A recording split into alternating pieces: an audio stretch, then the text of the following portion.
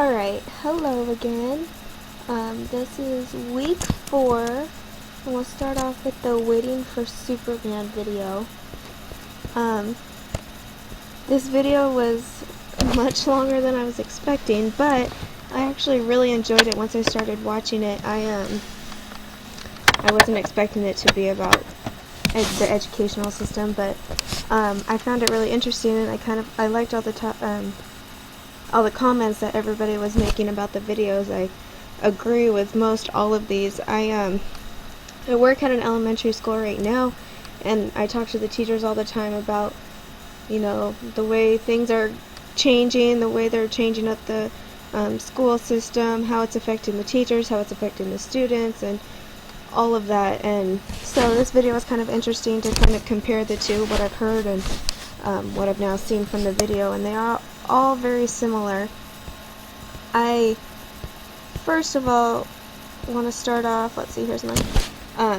This video is definitely sad, and it actually really makes you kind of open your eyes and not take, all the education that we receive for granted, because I know when I was in school, I just, I expected that I was going to be going to a certain school. I expected I was going to have a certain teacher and be, I just expected all these things. But these kids in this video, they, were crossing their fingers hoping that they were going to get into school, when they just do like a lottery to choose what kids can attend and which can't, because there's not enough room for all the kids. So that was really sad to watch, and it kind of really puts things in perspective and how much we complain about school and doing homework and stuff, and these kids want to learn and they want to go to school, and they don't have the opportunity to do that. So that was really sad to see, and I didn't realize that there were schools that actually did this sort of thing. And then also the labor that the teachers go through, how that can start to take a toll on them, and how that can eventually, start holding so many kids back. And this is kind of similar to what I've talked to the teachers at my work about. They're saying, how the government has changed things. Well, first of all, they're getting less funding, so now they have fewer resources, but they're expected to not only do what they were doing before, but really do more. And their jobs and their salary and the way the teachers are graded, per se, are based on how the kids are scoring on these standardized tests, which I think is completely wrong. I don't necessarily think how, students are scoring on a test in an elementary school class, how that is really a direct reflection of the teacher. I understand some of that is, but you have to understand also these kids are young. First of all, it's not like this is a college class where there's a, pretty good correlation between the two.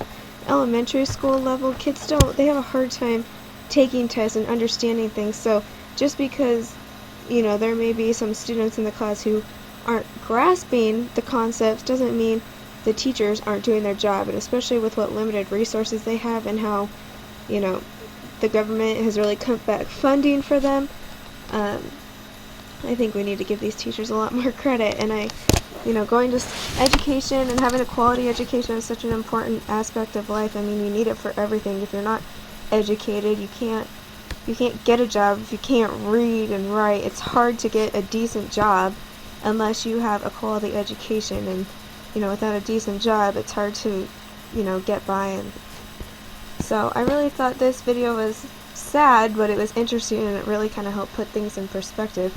I knew the American education system wasn't great, but I didn't realize how bad it actually was. So that was for that. And let's see, Marvel.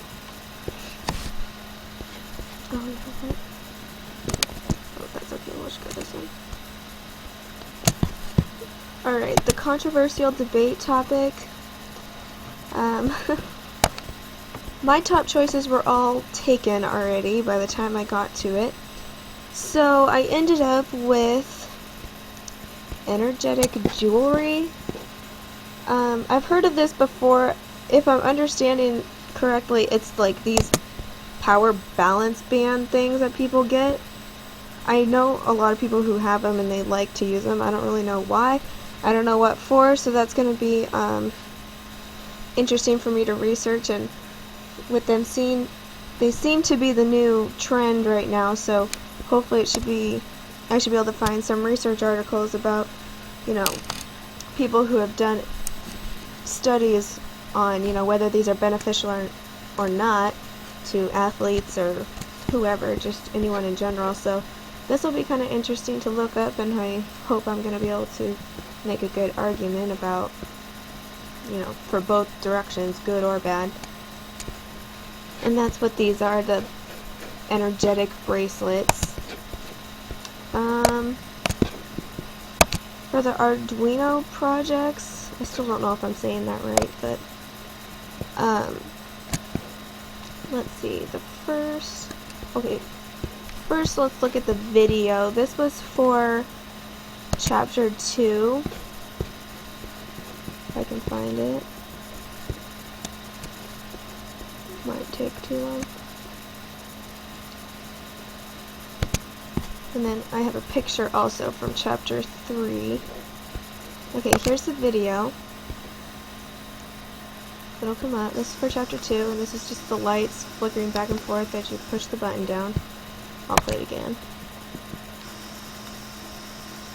Yep, that was chapter 2. And then chapter 3 was the lavometer one, and it had the temperature. It read the temperature, and as you put your fingers on it, the lights lit up as the temperature increased.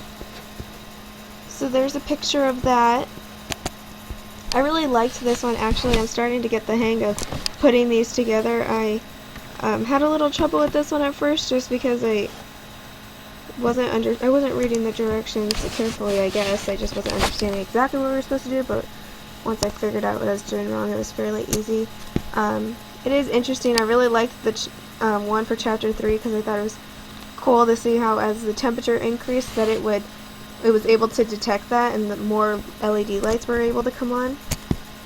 So I thought that one was cool. And then let's see, the mechatronics, I think that's how you pronounce it, I'm not really sure. This was really interesting, and I hadn't really heard about it before, or know exactly what it was.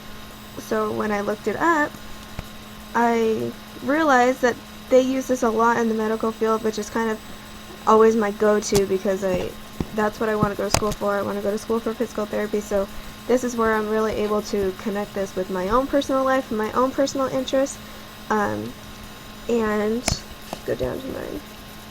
I had found that there was an article at the University of Michigan where they were using robotics for rehabilitation, and there's a group of these people who study this and how they use robotics to help people that have motor disabilities and movement abnormalities, and they use these robots basically to help them move and to help retrain their muscles and all of that kind of stuff, which I've seen this kind of stuff used in a couple different physical therapy clinics that I've observed in, and actually one of them is this machine right here, and they hook the patient up to it, and this is for spinal decompression.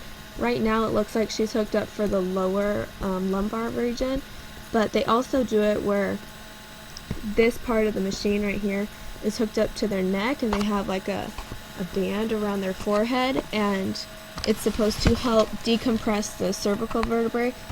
But this table separates, so the patient just lays there in the table.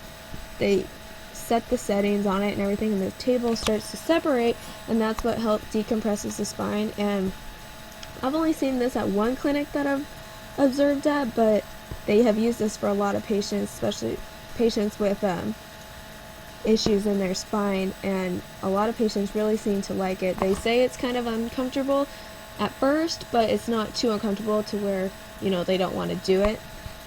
And actually,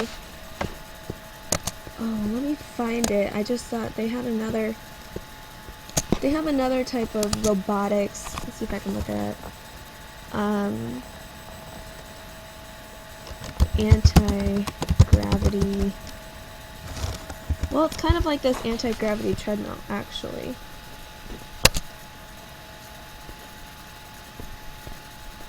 Okay, no, it's not the same one. Physical therapy, maybe.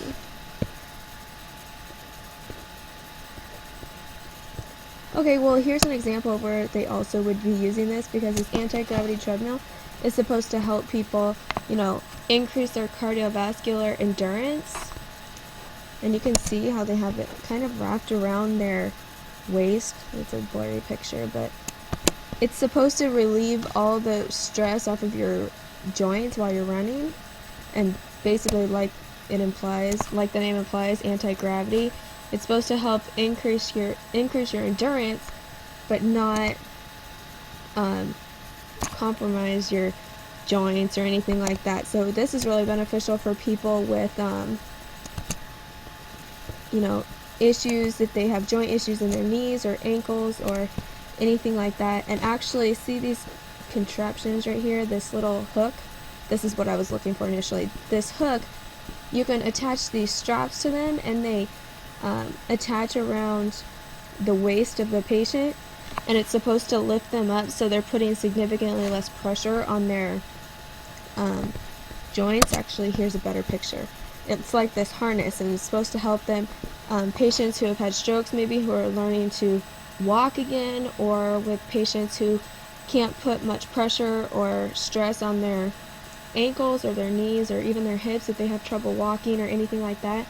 And they use this a lot in physical therapy clinics to kind of help rehab these patients back. So this is an example of using robotics in physical therapy as well. This is a better example right here. So I looked that up in particular just because that's what I'm studying, like I said, and I'm really interested in that personally. And I just think it's amazing how, you know, how advanced technology is, and how they're also incorporating that into the medical field, and how people are really benefiting from that, like health-wise, benefiting from this technology. So I thought that was really interesting to look up. And so that's it for the week. I spent a little bit more time than usual this week just because that video was almost 2 hours long, the Superman video.